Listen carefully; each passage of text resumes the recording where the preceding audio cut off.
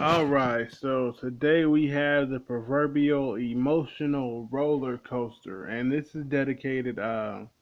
This is dedicated to the business people and general entrepreneurs, or really anybody who's ever just been in pursuit of something where there was any level of, well, not any level, there was a large amount of risk involved.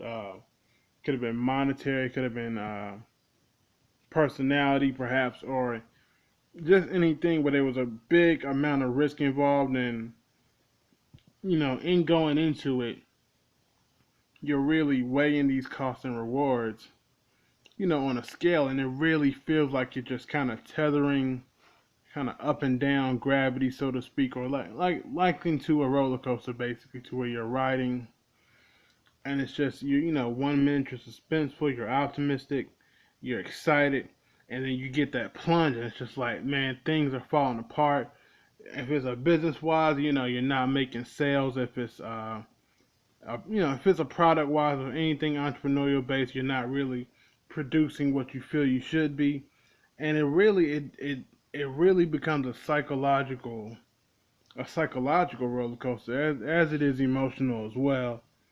But this is a really, no one's no one's gonna admit it, obviously, but it's kind of like looking back on a roller coaster. I haven't been involved in it myself. I remember in my early years, my very first network marketing business. I was trying to hit a bonus of a few $100s, and I was actually like one customer short of that.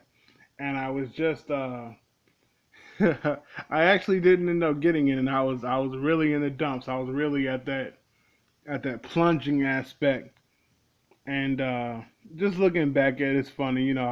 Since then I've hit bonuses and everything like that, but everything is really a growing experience just in looking back at it, and it's just pretty humorous to say. So I will say, if there's anybody that's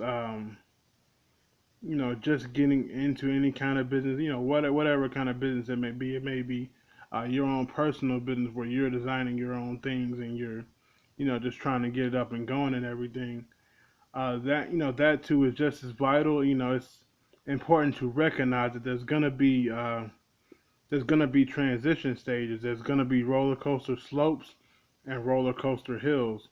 You're gonna go up and you're gonna go down. This is gonna be over a good amount of time period. So you may have that long stretch of no productivity, nothing really gaining for you, and that's kind of the slope where everything's kind of falling, nothing's really picking up steam.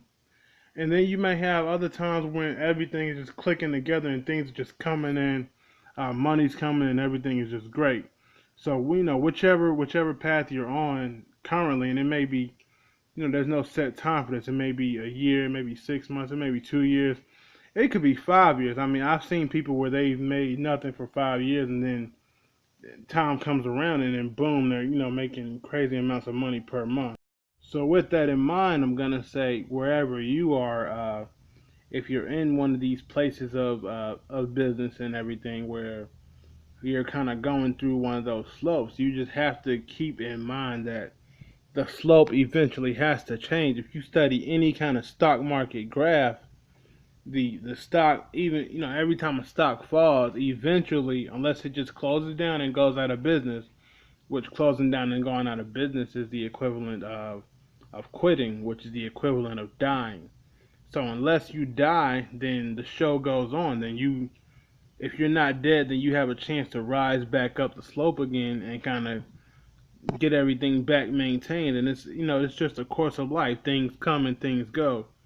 And so with that being said, it's just a matter of perspective and a matter of control and management. So whatever you can control, you can handle, so to speak. And when you're able to handle a certain thing, that's when I mean, that's the real proof in the pudding right there. Because once you're able to fully handle and control something, then you can manage it. When it's time for those slopes to go back down again, you can manage that and reduce it. But that's all I'm gonna share today. Just be on the lookout. Next up, we're gonna be talking about kind of what it means to be laser focused in, and what what all that entails and how to get in that right mind frame to really focus in on things. So until then, look for the next one.